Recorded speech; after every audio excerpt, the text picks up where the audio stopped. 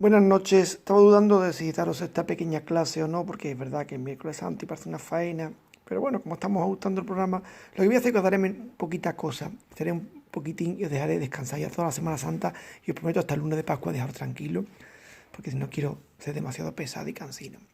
Vamos a ver unos elementos en el guión sexto donde estábamos, que funcionan como, habíamos visto elementos legales, códigos legales, pero además junto a los códigos legales hay unas mediaciones que hacen posible la proximidad de Yahvé al pueblo. Vamos a ver la tienda, el arca y la gloria de Dios. Vamos a dar este terceto nada más y así ya no os molesto, y después la santidad y lo veremos el próximo día, y el culto, que son dos, hace una cosa muy pequeñita para abrir boca y ya no se incordio demasiado en Semana Santa. Bueno, la tienda propiamente dicha no es concebida como la morada terrena de Yahvé. Esto se va a decir más adelante del templo. Incluso después del templo tampoco se dirá la morada, se dirá la morada de su nombre, pero bueno, se dirá del templo. La tienda es un lugar de cita. El moed en hebreo es citarse, ¿no? El es tienda y moed es citarse, citar, de lugar de reunión. El lugar de encuentro entre Yahvé y Moisés era un sitio donde Dios se dejaba oír su palabra, porque el Dios de Israel, recordad lo que dijimos el otro día respecto al decálogo, es un Dios que se escucha, no es un Dios que pueda verse ni percibirse, pero sí que puede oírse. En torno a la tienda surge toda una teología de la aparición, de la santidad del lugar, debido a que Dios está presente o se hace el encontradizo allí. Depende del puesto que ocupaban las personas, esto ya lo vimos, se colocaban en círculos concéntricos, de manera que el círculo más cercano a la tienda se reservaba a los sacerdotes, a los hijos de Aarón, consagrados para servir en la casa de Dios y en su altar. ¿Vale? Al Santa Sanctorum, el espacio más reservado, solo puede acceder el sumo sacerdote una vez al año. Esto lo veremos ya cuando estudiemos el capítulo 16, el ritual del Yom Kippur, que lo haremos ya después de Semana Santa. Y aquí podréis ver cómo se hacía este rito, pero una sola vez al año, y el sumo sacerdote. El segundo círculo de más distancia, reservado a los levitas, y finalmente se colocaba el resto de los israelitas, pero también agrupados por tribu de determinados modos. Yo creo que os mandé una esquemilla, si no yo lo miraría, si no lo he mandado, de cómo se agrupaban en el libro de los números, por ejemplo, las distintas tribus, si no yo os lo mando. Otro elemento importante de mediación es el arca. Si la enfocamos desde el punto de vista arqueológico, el arca pertenece al género de los tronos vacíos de las divinidades, un género bastante conocido en el próximo Oriente Antiguo. ¿Qué veía Israel primitivamente en el arca? Veía el trono de Yahvé. De este aspecto del trono surge toda una teología de la presencia. Es decir, ¿cómo veía Israel el trono de Yahvé en el arca? Pues de un modo muy sencillo. El arca, aunque fuera un receptáculo, un recipiente, tenía dos querubines que arrancaban de sus laterales, que extendían las alas y mirando el uno para el otro, y las alas casi se encontraban en el centro de la tapa superior del arca. Bueno, pues entre esa confluencia de las alas de los querubines, los israelitas entendían que Yahvé tenía su sede. De hecho, cuando se asperge la sangre en el lecho de propiciación, se hace ahí, en el propiciatorio, que era ese lugar, esa plaquita que estaba encima del arca y que en la que, por encima de la cual casi se encontraban las alas de los querubines. Pues era la teología de la presencia. Esta presencia divina siempre tenía un carácter benéfico, aunque podía ser también aniquiladora si se entraba sin las debidas prescripciones y sin tener en cuenta las normas para hacerlo, o en un tiempo inadecuado. Bueno, estos eran, por decirlo así, los rasgos básicos de la teología del arca en la tradición sacerdotal, tanto en la más antigua como en la más reciente.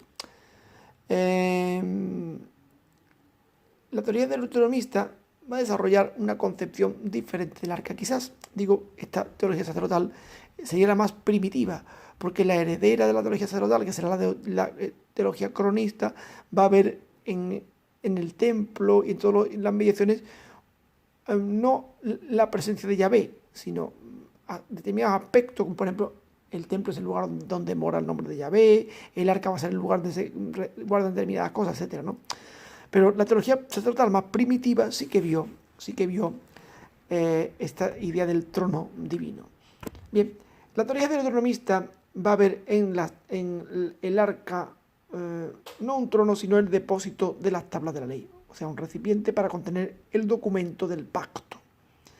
Esto puede deberse a un intento de desmitificar el arca, ya que según la teología del Deuteronomio, Yahvé habita en el cielo y en la tierra puso únicamente su nombre en el santuario. Deuteronomio 4:10 muestra que la salida de Egipto sigue un segundo momento en el que el pueblo tiene una experiencia directa de Dios en la que ve fuego, tiniebla y humo, pero no ve ninguna imagen directa de Yahvé, solo ha escuchado una voz en la que ha percibido el carácter divino. Así. Fíjate bien, esta teoría deuteronómica, que será la que después, como digo, adquiere también carta de naturaleza en los escritos restauracionistas, que son en buena parte sacerdotales, pero también en buena parte deuteronómicos, como he dicho antes, y que hablarán de la morada de Yahvé como la morada de su nombre, pues esta idea del nombre de Yahvé que aparecerá en crónica ya la tenemos esbozada en Deuteronomio. Como estaba diciendo, lo que yo os he explicado hace unos minutos, la salida de Egipto y el mismo decálogo indica que Dios hace oír su voz, Dios se escucha, pero no se muestra visiblemente. Bien, a partir de este momento, lo que representa a Yahvé son las tablas custodiadas en el arca. El símbolo de la palabra de la alianza acogida en la fe. ¿Y qué tengo yo? La palabra divina que ha quedado expresada en esas tablas y que se acoge por la fe. El Dios que se da en la palabra escrita es un Dios, aquí hay una rata, es un Dios que se retira de la presencia inmediata. Hay que añadir un qué. Un Dios que se retira de la presencia perdón. Si podemos copiarla aquí. No, vale. Sí, ahora. Que se retira de la presencia inmediata. Es decir, no es un Dios que se muestra, sino un Dios que se hace audible. La tentación de Israel vivirá a partir de ahora, vivirá a partir de ahora, será la de querer reproducir la presencia protectora de su Señor. Y claro, lo que yo decía en el Decálogo, Israel tiene una tentación que es reproducir esa presencia, pero reproducirla como una imagen. Es decir, el ser humano necesita ese soporte sensorial, ¿no?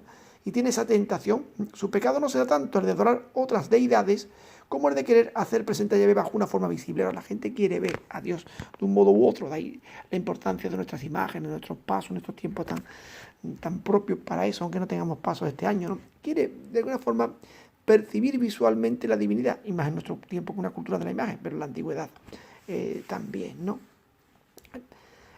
El arca con la cubierta del propiciatorio, del caporet del propiciatorio, tiene una importancia insustituible en el culto por ser el lugar de la expiación y el lugar donde habla Yahvé. ¿Veis?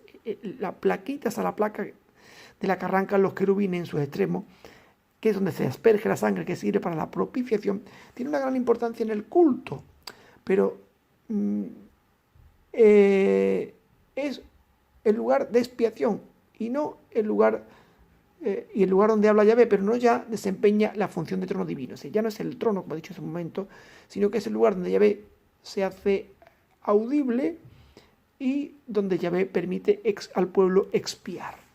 Bueno, en el Deuteronomio la construcción del arca, por un lado, indica que la alianza renovada no se romperá de nuevo, porque no solo está protegida por el envoltorio de madera, sino custodiada por los levitas elegidos por Yahvé para servir ante él y bendecir su nombre. Claro, por un lado tenemos un elemento estable, que es el recipiente, que permite preservar el documento escrito, pero por otro, una presencia humana, que es la de sus custodios, que son los levitas, que han sido segregados por Yahvé para servirlo y para dar culto a su nombre, dado que su nombre pues mora en ese lugar, ¿no? Bueno, y por otro lado, también la presencia de los mandamientos del Señor, las tablas dentro del arca, indican que Yahvé acompañará a Israel en todas sus empresas. Claro, para ellos en la escritura, en el hombre antiguo, la escritura es algo que impactó tremendamente porque permite fijar la palabra. La literatura oral o la cultura oral depende de la memoria, no permite fijar la palabra, pero la escritura supuso para ellos una gran revolución porque permite fijar la palabra. Así que la palabra de Yahvé escrita puede acompañar al pueblo siempre. y además persevera y no se altera. Y eso para ellos supuso un hito muy importante. Bueno, de este modo, la palabra de Dios escondida en el arca opera eficazmente en medio del pueblo. Claro, como Yahvé se manifiesta a través de su palabra, esa palabra que va escondida en el interior del arca está operando, está realizando acciones benéficas en medio de su pueblo. Y por último, y no quiero yo ya, como digo, cansaros hoy, lo que vamos a ver va a ser la gloria de Yahvé. ¿Qué es la gloria de Yahvé? Como mediación, pues es su potencia, su prestigio, su honor, todo lo cual se ha vuelto sensible en el mundo bajo las formas más diversas. Es decir, Yahvé tiene una potencia, un honor, un prestigio que es invisible, pero se vuelve visible cuando actúa salvando a su pueblo en empresas, rescatándolo de Egipto, salvándolo de sus enemigos, etcétera. De muchas maneras se hace visible. La gloria de Yahvé llena la creación entera. Los ángeles y los hombres tienen la obligación de cantar las alabanzas, con alabanzas la gloria de su potencia. Yahvé reclama la gloria como un derecho suyo que no transfiere a nadie, solo y exclusivo, no se dé su prez a nadie. El hombre puede conocer en la historia esa incomparable potencia de Yahvé cuando él la revela. ¿Cómo la revela? Pues allí donde toma forma sensible el poder con que Dios gobierna la historia, claro.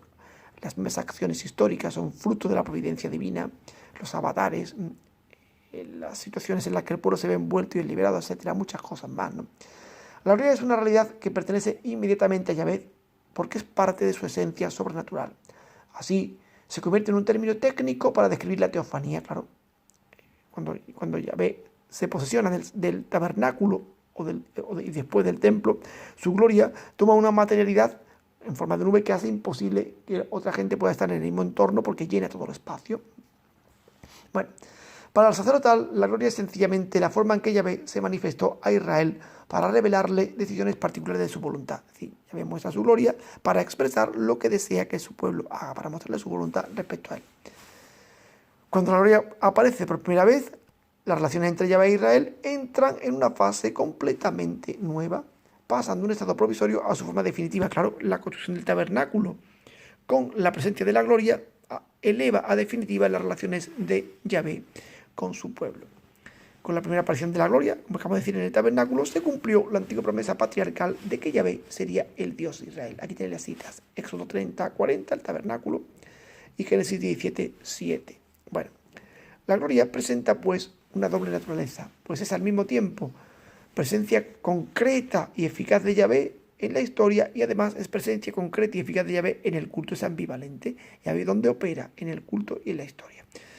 Bueno, pues esto es un pequeño, no he querido yo tampoco agobiado, pero esto es un pequeño vídeo que os mando para que avancemos un poquitín de materia y ya después de Semana Santa ya entraremos con más fuerza en el guión sexto. Bueno, que tengáis un buen trabajo y que también estos días descansáis y os repongáis un poco en la medida de lo posible en estas circunstancias.